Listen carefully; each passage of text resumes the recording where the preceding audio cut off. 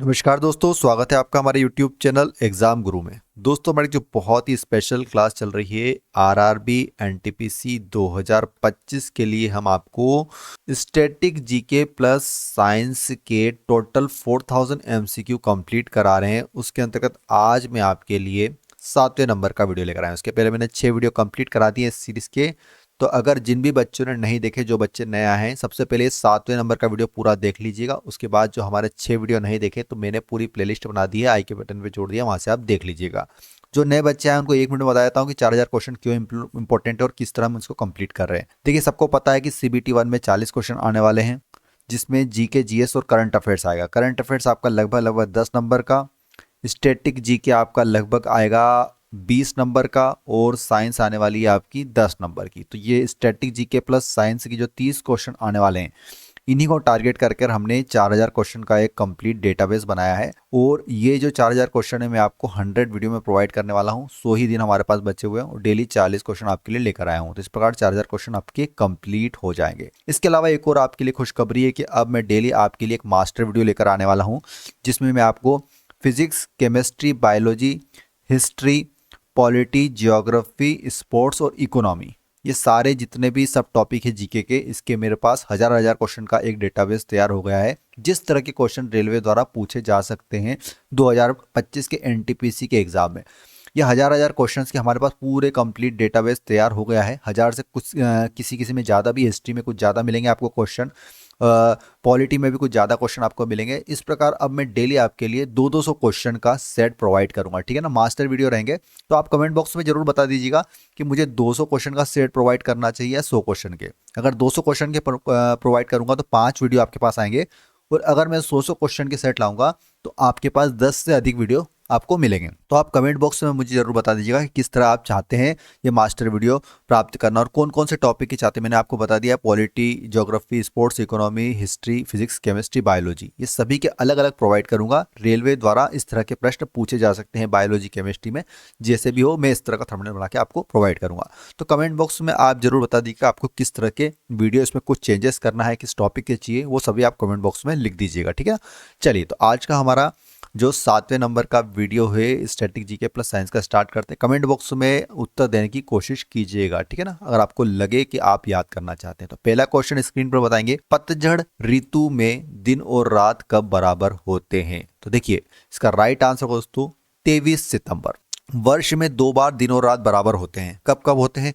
एक 21 मार्च को होता है और एक 23 सितंबर को। तो यहाँ पर पतझड़ ऋतु में पूछा है, तो यहाँ पर राइट आंसर हो जाएगा दोस्तों 23 सितंबर को। इंपॉर्टेंट क्वेश्चन रहेगा आपके एग्जाम्स के लिए। नेक्स्ट क्वेश्चन है, विश्व हिंदी दिवस कब मनाया जाता है। विश्व हिंदी दिवस कब मनाया जाता है? तो ये आपका 14 सितंबर को मनाया जाता है, ठीक है ना।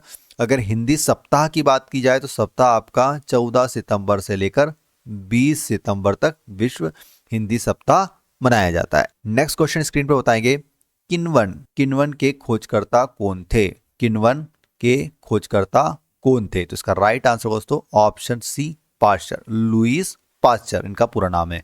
अगला प्रश्न है स्क्रीन पर, निम्नलिखित में संविधान का कौन सा भाग संशोधित नहीं किया जा सकता। इनमें से संविधान का कौन सा भाग संशोधित नहीं किया जा सकता। तो इसका राइट आंसर दोस्तों ऑप्शन डी, न्यायिक समीक्षा। न्यायिक समीक्षा संविधान का आधारभूत भाग है, ठीक है ना, और इसका संशोधन नहीं किया जा सकता है।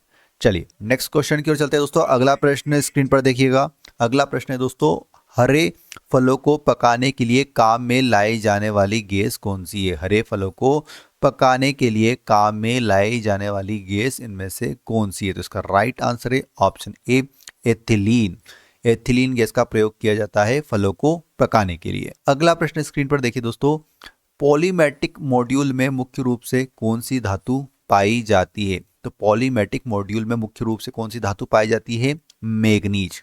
ऑप्शन डी राइट आंसर दोस्तों, मैग्नीज। चलिए नेक्स्ट क्वेश्चन स्क्रीन पर देखिएगा, संयुक्त राष्ट्र संघ का चार्टर कहाँ स्वीकार किया गया था। संयुक्त राष्ट्र संघ का चार्टर कहाँ पर स्वीकार किया गया था। तो उसका सही उत्तर है ऑप्शन ए, सैन फ्रांसिस्को में। कहाँ पर स्वीकार किया गया था? सैन फ्रांसिस्को में। नेक्स्ट क्वेश्चन स्क्रीन पर बताएंगे दोस्तों, निम्नलिखित में से किसने गणित को एक अलग विषय के रूप में स्थापित किया।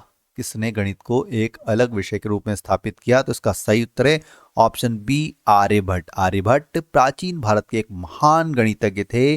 आर्यभट्ट ने शून्य के महत्व की खोज की थी, ठीक है ना। चलिए, और आर्यभट्ट ने बीजगणित का आविष्कार भी किया था, ठीक है। चलिए अगले प्रश्न की ओर चलते हैं। नेक्स्ट क्वेश्चन स्क्रीन पर बताएंगे, कपड़े धोने वाला सोडा क्या है? कपड़े धोने वाला सोडा इनमें से कौन सा है? तो ये दोस्तों आपका जल योजित सोडियम कार्बोनेट, जल योजित सोडियम कार्बोनेट Na2CO3 याद रखिएगा, ठीक है ना, फार्मूला इसका।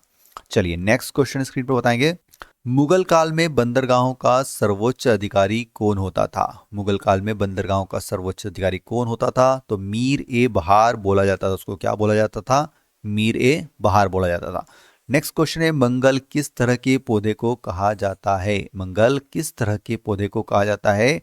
तो ये मैंग्रोव पौधे को, मैंग्रोव पौधे को भारत में मंगल पौधे भी कहा जाता है। चलिए अगला प्रश्न है, अशोक की माँ, पत्नी और बेटी इनमें से कौन सी? तो अशोक के बारे में आपको बताना है। तो अशोक जो राजा थे उनकी माँ का नाम शुभ्रदांगी था और पत्नी का नाम महादेवी और बेटी संघमित्रा, ठीक है ना। तो ऑप्शन बी इसका राइट आंसर हो जाएगा।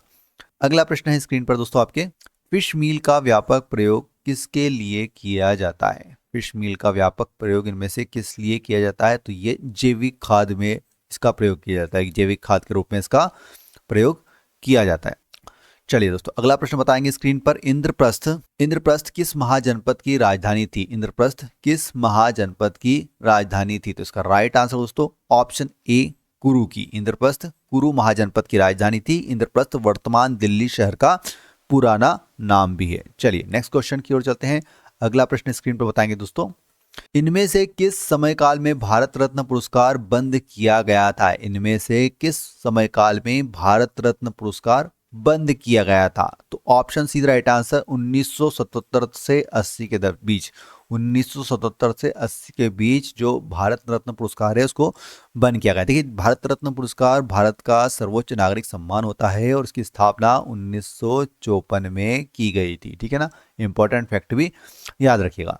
चलिए नेक्स्ट क्वेश्चन की ओर चलते हैं, महावीर स्वामी को किस नदी के तट पर कैवल्य प्राप्त हुआ था? महावीर स्वामी को किस नदी के तट पर कैवल्य प्राप्त हुआ था? तो ऑप्शन बी राइट आंसर दोस्तों ऋजुपालिका, ठीक है ना। महावीर स्वामी को 498 ईसा पूर्व में 42 वर्ष की आयु में ऋजुपालिका नदी के किनारे कैवल्य प्राप्त हुआ था, ठीक है ना। अभी कैवल्य क्या होता है? तो कैवल्य को दोस्तों जैन धर्म में सर्वोच्च ज्ञान कहा जाता है, ठीक है ना। क्या कहा जाता है? सर्वोच्च ज्ञान की प्राप्ति हुई थी। नेक्स्ट क्वेश्चन है, इंद्रावती जल विद्युत परियोजना किस राज्य में स्थित है? तो इंद्रावती जल विद्युत परियोजना दोस्तों आपके ओडिशा में स्थित है। किस राज्य में स्थित है? ओडिशा राज्य में स्थित है। अगला प्रश्न है, औद्योगिक क्रांति की शुरुआत यूरोप के किस देश में सबसे पहले हुई थी? तो औद्योगिक क्रांति की शुरुआत यूरोप के इंग्लैंड देश से स्टार्ट हुई है दोस्तों। कहां से स्टार्ट हुई है? इंग्लैंड देश से। अगला प्रश्न है, नामदफा राष्ट्रीय उद्यान किस प्रदेश में स्थित है? तो नामदफा राष्ट्रीय उद्यान अरुणाचल प्रदेश में स्थित है। यह क्षेत्रफल के हिसाब से तीसरा सबसे बड़ा राष्ट्रीय उद्यान है। इसका क्षेत्रफल है दोस्तों 1985 वर्ग किलोमीटर और इसकी स्थापना 1974 में हुई थी। नेक्स्ट क्वेश्चन स्क्रीन पर बताएंगे, डैश में प्रतिरक्षी बनते हैं। प्रतिरक्षी कहां पर बनते हैं? तो ये आपके लाल अस्थि मज्जा, रेड बोन मैरो में, ठीक है ना। यह हमारी रोगों से रक्षा करते हैं। यह प्रोटीन का बना होता है, ठीक है। चलिए बताएंगे अगला प्रश्न स्क्रीन पर, पिरामिड का युद्ध किनके मध्य हुआ था? पिरामिड का युद्ध किनके मध्य हुआ था? तो ये फ्रांस व मिस्र के मध्य हुआ था। ऑप्शन सी राइट है दोस्तों, फ्रांस और मिस्र के मध्य हुआ था पिरामिड का युद्ध। नेक्स्ट क्वेश्चन, उदयपुर वन्य जीव अभ्यारण्य किस प्रदेश में? नाम से स्पष्ट है दोस्तों कहां पर है, लेकिन आप यहां पर कंफ्यूज हो जाएंगे। उदयपुर नाम सोच के आप राजस्थान मत लगाइएगा। इसका राइट आंसर है बिहार। उदयपुर वन्य जीव अभ्यारण्य किस प्रदेश में स्थित है? तो ये आपके बिहार के चंपारण जिले में स्थित है, ठीक है ना। यहाँ जलीय पक्षियों की अनेक प्रजातियां मिलती है। नेक्स्ट क्वेश्चन बताएंगे, जापान में बॉक्सर रिवॉल्यूशन किसके विरुद्ध था? तो जो जापान में बॉक्सर रिवॉल्यूशन हुआ था दोस्तों वो विदेशी शासकों के विरुद्ध था। ऑप्शन बी राइट आंसर, विदेशी शासकों के विरुद्ध था boxer revolution. Next question, Kalidas के दो नाटक कौन से हैं? देखिए कालिदास के इनमें से आपको दो नाटक बताने हैं, तो कुमार संभवन और एक रघुवंशम, है ना। कालिदास के दो नाटक है, ठीक है ना। प्राचीन भारत के संस्कृत के कवि थे कालिदास, ठीक है ना। और उन्होंने क्या क्या लिखा है? कुमार संभवन हो गया, रघुवंशम हो गया, अभिज्ञान शाकुंतलन भी उनके द्वारा लिखा गया है और एक ऋतु संहार जैसे प्रसिद्ध नाटक की रचना इन्होंने की है। नेक्स्ट क्वेश्चन बताएंगे, निम्नलिखित में से कौन सा राज्य भारतीय संविधान की 16वीं अनुसूची में नहीं है? 16वीं अनुसूची में नहीं है। देखिए मणिपुर नहीं है, ठीक है ना, मेघालय है, मिजोरम है, त्रिपुरा है। 16वीं अनुसूची में कौन कौन से राज्य हैं? तो याद रखिएगा असम, मेघालय, त्रिपुरा, मिजोरम, अरुणाचल प्रदेश, ठीक है ना, ये सारे 16वीं अनुसूची में। तो कौन सा नहीं है? Option B right answer, Manipur नहीं है इसमें 16वीं अनुसूची में। नेक्स्ट क्वेश्चन है, सुदर्शन झील का दोबारा पुनरुद्धार किसने कराया था? सुदर्शन झील का दोबारा पुनरुद्धार किसने कराया था? तो ये स्कंदगुप्त ने मौर्य द्वारा निर्मित सुदर्शन झील का पुनर्निर्माण कराया था, ठीक है ना, option is right answer. Next question बताएंगे स्क्रीन पर। अगला प्रश्न है, आदि ग्रंथ का संकलन किस सिख गुरु ने किया था? तो आदि ग्रंथ का संकलन किया था दोस्तों गुरु अर्जुन देव ने। किसके द्वारा किया गया था? गुरु अर्जुन देव के द्वारा। नेक्स्ट क्वेश्चन बताएंगे स्क्रीन पर। एपीकल्चर किससे संबंधित है? तो एपीकल्चर दोस्तों मधुमक्खी पालन को एपीकल्चर कहा जाता है, ठीक है ना।